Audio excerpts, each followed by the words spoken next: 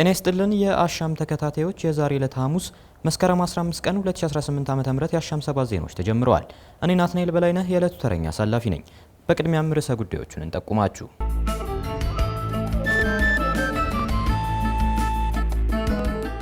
ታላቁ የኢትዮጵያ ህዳሴ ግድብ በመጠናቀቁ አንቶኒዮ ጉቴሬዝ የእንኳን ደስ አላችሁ መልእክት አስተላለፉ። ኢትዮጵያና ኬንያ ከ62 ዓመት በኋላ ወታደራዊ የትብብር ስምምነት ለሁለተኛ ጊዜ ተፈራረሙ። ኢትዮጵያ የአየር ጥራትን ለማሻሻል እየወሰደች ያለችው እርምጃ ተገቢ መሆኑን ተቋሙ አስታወቀ።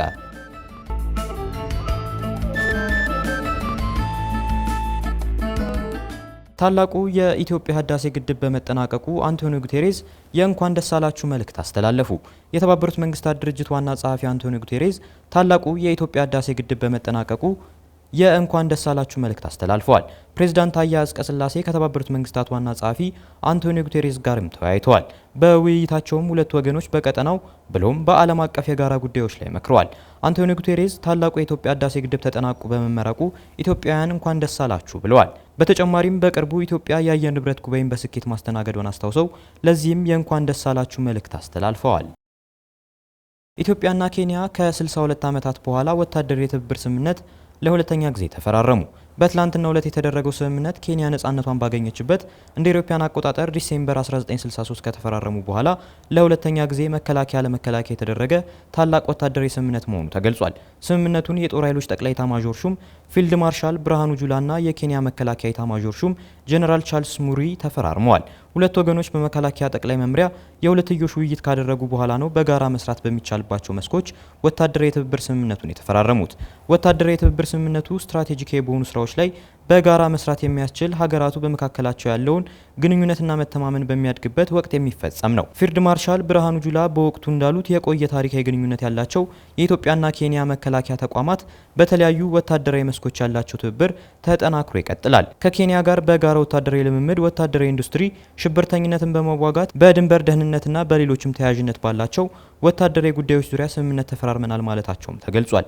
በስምምነቱም ከሀገራቱ በተጨማሪ በቀጠናው ሰላምና ደህንነት ላይ በጎ ተጽዕኖ የሚፈጥሩ በርካታ ስራዎችን አብረን እንሰራለን ብለዋል። ለእርሳቸውና ለልዑካን ቡድናቸው ለተደረገላቸው ደማቅና የሞቀ አቀባበል ምስጋና ያቀረቡት ጀነራል ቻርልስ በበኩላቸው የኢትዮጵያና የኬንያ ግንኙነት ከታሪክ ባለፈ በባህል ህዝብ ለህዝብና በጂኦግራፊ ላይ የተመሰረተ እንደሆነ ተናግረዋል። ኢትዮጵያና ኬንያ ያደረጉት ወታደራዊ ስምምነት ከሀገራቱ ባለፈ ለቀጠናው ሰላምና መረጋጋትም የጎላ ፋይዳ እንዳለው ገልጸው ከኢትዮጵያ መከላከያ ጋር በትብብር ለመስራት የኬንያ መከላከያ ቁርጠኛ መሆኑን እንዳረጋገጡ አሻም ከመከላከያ ሰራዊት ሚዲያ ያገኘችው መረጃ ያመለክታል። ኢትዮጵያ የአየር ጥራትን ለማሻሻል እየወሰደች ያለችው እርምጃ ተገቢ መሆኑን ተቋሙ አስታወቀ። ኢትዮጵያ የአየር ጥራትን ለማሻሻል እየወሰደች ያለችው እርምጃና ያላት ጠንካራ ቁርጠኝነት የሚደነቅ ነው ሲል ዓለም አቀፉ የምርምር ተቋም የስቶክሆልም ኢንቫይሮንመንት ኢንስቲትዩት ገልጿል። የስቶክሆልም ኢንቫይሮንመንታል ኢንስቲትዩት የአየር ጥራት ባለሙያና ተመራማሪ ንጎንጓንግ ዋንጂ ኢትዮጵያ የአየር ጥራትን ለማሻሻል ያላትን ጠንካራ ቁርጠኝነት አድንቋል። ኢትዮጵያ የአየር ጥራትን አስመልክቶ በየጊዜው መረጃን በማሰባሰብ ብክለትን አስቀድሞ ለመከላከል እያከናወነች ያለችው ስራ አበረታች ነውም ብለዋል።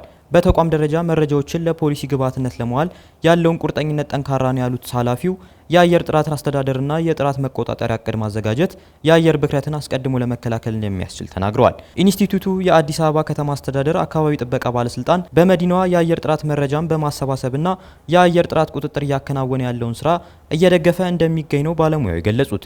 የኢትዮጵያ አርቲፊሻል ኢንተለጀንስ ኢንስቲትዩት የሚያበለጽጋቸውን ቴክኖሎጂዎችን ጨምሮ ኢትዮጵያ በተለያዩ ተቋማት ውስጥ ያሏትን አቅሞች የአየር ጥራት መረጃዎችን በየጊዜው በመሰብሰብ ብክለትን ለመቀነስ አበክራ መስራት እንዳለባትም መክረዋል። የአየር ጥራትና የአየር ንብረት መረጃዎች በተቀናጀ መልኩ በመጠቀም ብክለትን መከላከል ላይ ሁሉን አቀፍ ውጤት ለማምጣት መስራት እንደሚገባም አመልክተዋል።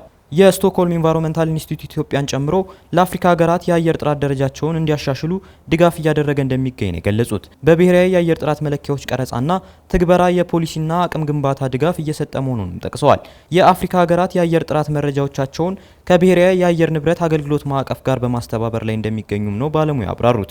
ሀገራት በአየር ትንበያ ጣቢያዎቻቸው ከአየር ንብረት መረጃዎች ጋር የአየር ጥራት መረጃዎችን አጣምሮ በመጠቀም የሚያስፈልገውን ውጤት ለማምጣት እንዲሰሩና ወደ አረንጓዴ ኢኮኖሚ የሚያደርጉትን ሽግግር እንዲያፋጥኑም አሳስበዋል። አፍሪካውያን የአየር ጥራት ጉዳይን በተቋማዊ መዋቅርና ፖሊሲ ማዕቀፍ ውስጥ ለማካተት የጀመሩት ስራ አበክረው እንዲቀጥሉም ጥሪ አቅርበዋል።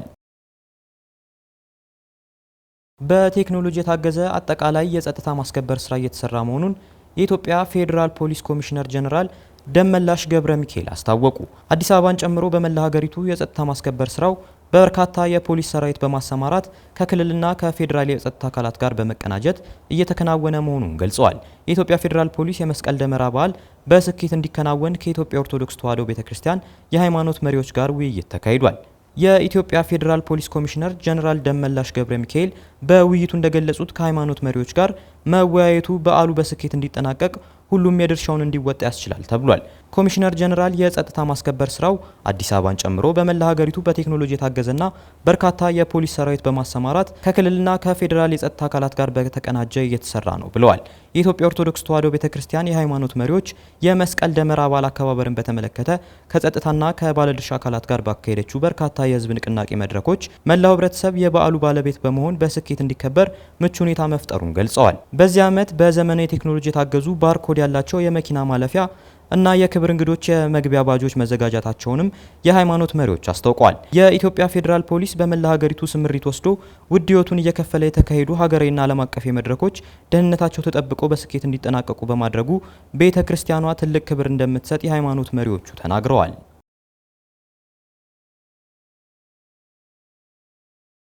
ለስፖርት ዘገባዎቹ እናመሰግናለን። ተመልካቾቻችን የዕለቱን ዜናዎቻችንን ከማጠናቀቃችን በፊት በድጋሚ ርዕሰ ጉዳዮቹን እናስታውሳችሁ።